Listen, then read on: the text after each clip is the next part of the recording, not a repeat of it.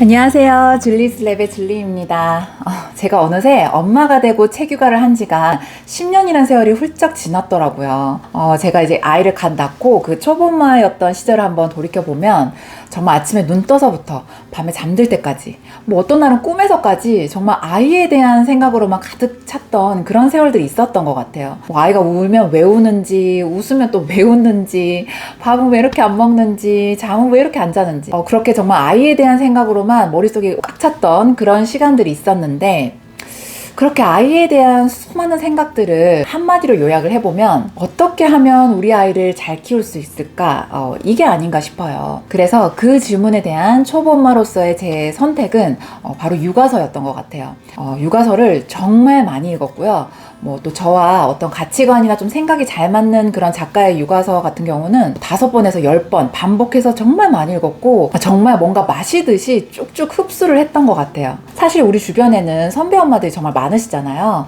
제일 가까이 있는 뭐 친정어머니, 시어머니, 또 뭐 친정언니, 시누이 뿐만 아니라 주변에 먼저 아이를 낳고 지금 기르신 지인들이 참 많으실 텐데, 그런 분들의 이제 조언도 좋지만 이제 제가 생각을 해보니 부모님 같은 경우는 좀 세대 차이가 많이 나서 뭐 나 때는 이렇게 키웠다 뭐 이렇게 하시면 또 괜한 갈등이 되기도 하고, 또 육아가 세대 차이가 아니어도 엄마의 성격이나 가치관에 따라서 너무 그게 이제 개인적인 경험이다 보니까 초보 엄마인 제 입장으로서는 좀 많은 사람들이 공감을 하고 그래도 좀 검증된 그런 조언이 너무너무 필요했고, 그런 이유로 저는 이제 육아서를 정말 많이 읽기 시작했는데, 근데 사실 육아하시면서 책 읽을 시간 정말 안 나시잖아요. 저희 아이 같은 경우도 잠투정이 정말 심한 아이였는데요. 뭐 등 센서는 물론이고 자다가도 한번 이유 없이 잘 깨기도 했는데 그 깨서 그 울음이 정말 어마어마했거든요. 그래서 이제 아이가 자다가 깨서 울면은 옆집인지 윗집인지 모르겠는데 막 개가 그렇게 같이 짖어요.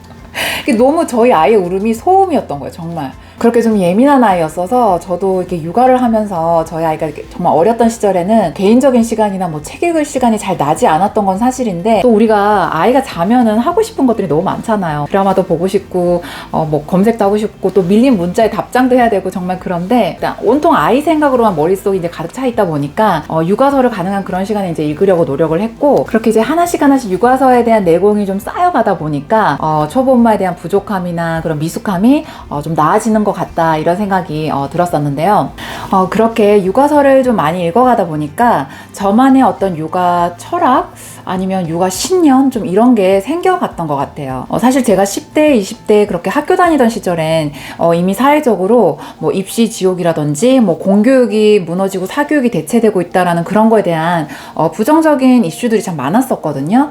그래서 이제 그런 이슈들을 간접적으로 접하면서 내가 나중에 엄마 되면 나는 학원 이런 데 안 보내고 정말 우리 아이를 책으로 내가 정말 많이 그렇게 키워야지 뭐 이런 생각들을 정말 가볍게 하긴 했었지만, 우리가 막상 현실에서는 그런 항상 계획했던 것들이 잘 안 되는 경우들이 많잖아요. 그런데 이제 제가 그렇게 육아서를 많이 읽어가다 보니까 그냥 그렇게 이제 가볍게 먹었던 그런 마음들이 점차 좀 더 확고하게 또 단단하게 그 심지가 굳어져서 정말 책 육아를 해야겠다, 이렇게 단단하게 마음을 먹을 수 있었던 것 같아요. 그래서 이제 당장 한글책 같은 경우는 그 10년 전에도 인터넷 서치를 하면 그 연령별로 뭐 어떤 출판사에 어떤 책을 사라, 이게 엄마들의 리뷰가 정말 많았기 때문에 책을 고르고 이렇게 사고 읽어주기가 너무 쉬웠던 반면에, 그 영어책은 요즘은 또 그 인터넷에 서치를 하면 그 연령별로 어떤 책을 사세요, 뭐 엄마들 리뷰들이 참 많아진 것 같은데, 그 시절에는 한글 책에 비해서 정보를 정말 이렇게 찾아내기가 쉽지가 않았던 것 같아요. 제가 어린이 영어 원서책 이렇게 검색을 해보면 그 제 기억에 해리포터 뭐 이런 거 정도의 책들은 나왔지만, 저는 이제 0세 뭐 한 살 이런 아이를 이제 아이를 키운 엄마로서 해리포터는 뭐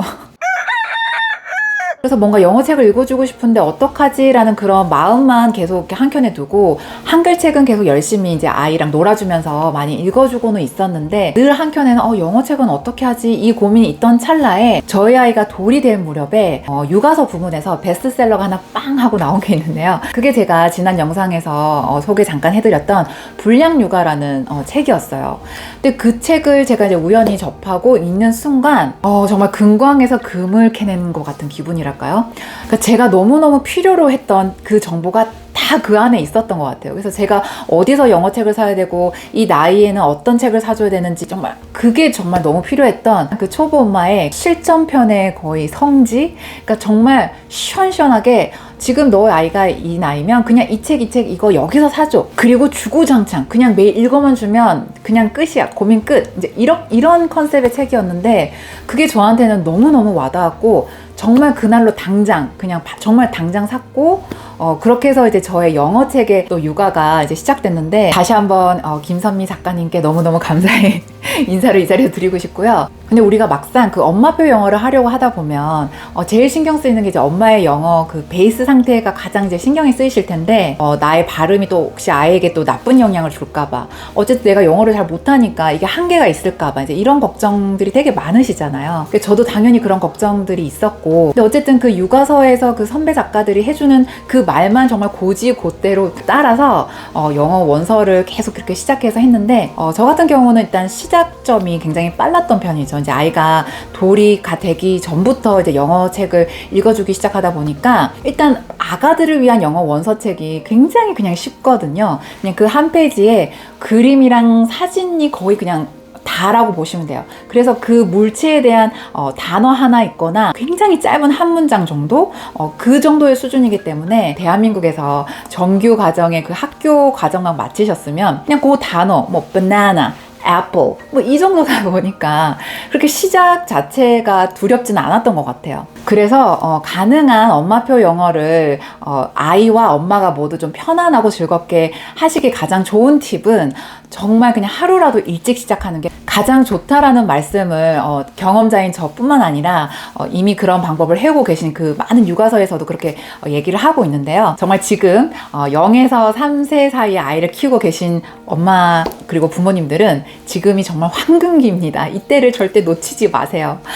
그래서 이제 아이가 정말 아무것도 없는 백지 상태이다 보니까 엄마의 영어 실력이 백지여도 괜찮은 거예요. 그냥 엄마가 그냥 해주면 아이 자체가 그냥 그거를 즐겁게 받아들이고 엄마도 그렇게 어려운 레벨의 책을 읽으실 필요가 전혀 없으시기 때문에 편안하게 출발을 하실 수가 있으세요. 그래서 저도 저희 아이가 굉장히 어릴 때부터 영어 원서 그 엄마표 영어를 했기 때문에 차근차근 그런 순차를 밟을 수 있었는데 근데 저에게도 어느 순간 한계가 오기 시작하더라고요. 어디 유치원이나 뭐 학교를 다니지 않는 나이였으니까요. 그 4살 전까지는 어디 다니지 않았어서 그냥 오로지 엄마와 아이의 그냥 24시간 밀착이잖아요. 그러니까 그 24시간 중에 한 12시간 정도 자고 나머지 한 6시간 놀고 그 나머지 6시간은 뭔가를 또 해야 시간이 갈 텐데 그런 6시간 정도를 이제 뭐 한글책, 영어책 구분하지 않고 어린 시절 정말 많이 읽어줬는데 아이가 아직 고작 4살이긴 하지만 정말 너무 시작이 빨랐고 그 3, 4년 시간 안에 수많은 영어 원서를 읽다 보니까 이 아이의 어떤 호기심을 충족하기 위한 원서의 수준이 조금 높아져 있는 상태였어요. 픽처북이긴 했지만 픽처북도 이제 글 양이 좀 상당히 많아지기 시작하면서 제가 여전히 읽어주고 실천하는데 이제 전혀 해석이 되지 않고 읽는 즉시 그러니까 좀 이 엄마의 감정이 책에 덜 녹아나는 거죠. 이제 한글책 같은 경우나 아주 쉬운 영어책 같은 경우는 제가 갖고 있는 영어의 어떤 실력으로 해결이 돼서 좀 재밌게 또 막 밝게 이렇게 읽어줬지만 한 페이지에 10줄 이상의 어떤 글들이 들어오기 시작하니까 제가 이제 숨이 막히기 시작했어요. 그래서 이제 저의 감정 표현이 잘 되지 않고 왜냐면 그 읽는데 해석이 안 되니까 이게 지금 어떤 상태인지 제가 모르는 거예요. 그래서 그냥 글만 이렇게 떠듬떠듬 읽다 보니까 아이가 때로는 이것을 이렇게 해석하기 위해서 막 인상을 쓰고 있을 때도 있고 이런 것을 제가 이제 목격을 하면서 이거 내가 좀 노력을 해야겠다라는 그런 좀 생각이 들기 시작했어요. 나 영어 공부해야겠다 이런다고 바로 영어 공부를 했던 것은 아니고요. 마음을 먹는다고 바로 그렇게 하지는 않잖아요. 그래서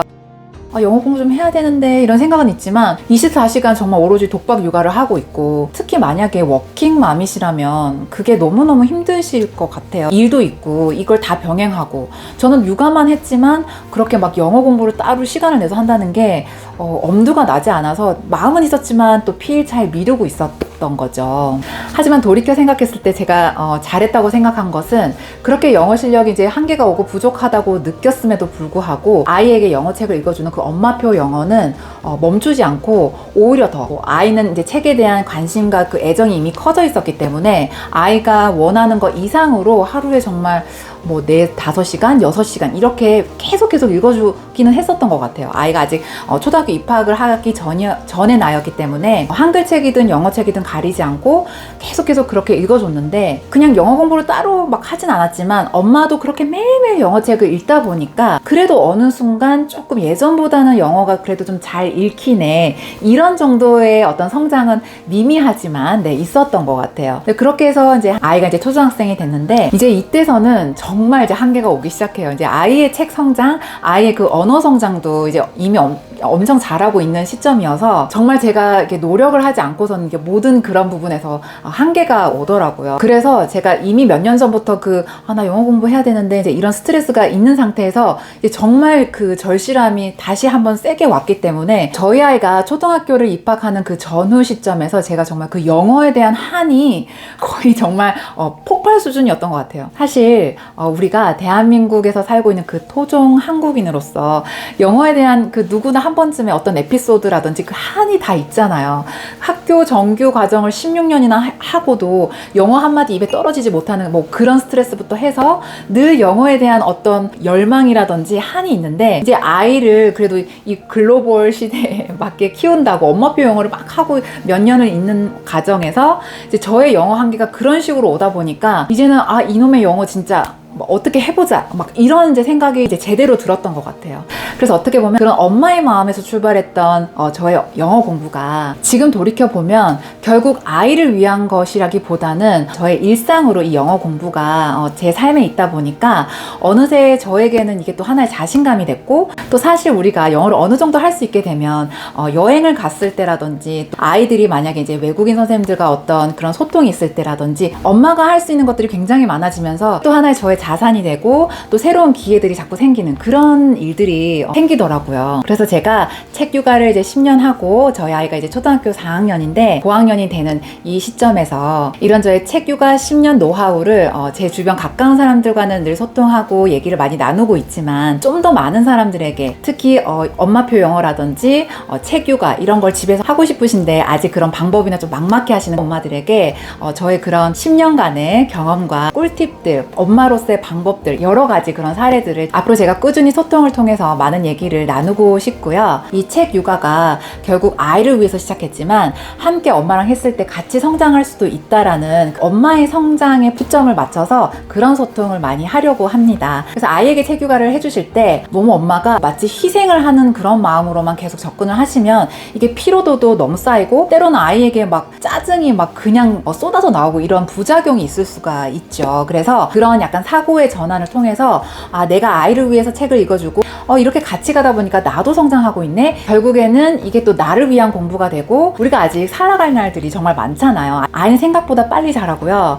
그렇게 이제 시간이 가다 보면 결국 이제 내 인생, 엄마 인생에 이렇게 집중해서 또 살아가야 되는 우리 그 중년 이후의 시간들이 곧 찾아오는데, 아이와 함께하는 시간이 아이를 위한 것만이 아니라 엄마의 성장도 될 수 있도록, 또 그것이 진짜 아이에게 정말 삶에 있어서 참 교육이기 때문에 앞으로 계속 그런 얘기와 또 책 육아에 대한 노하우들을 꾸준히 소통해 보도록 하겠습니다. 네, 오늘 저와 이렇게 함께 해주셔서 감사드리고요. 저는 또 다음에 책 육아에 대한 꿀팁들을 모아서 다음 영상에서 뵙겠습니다. 바이.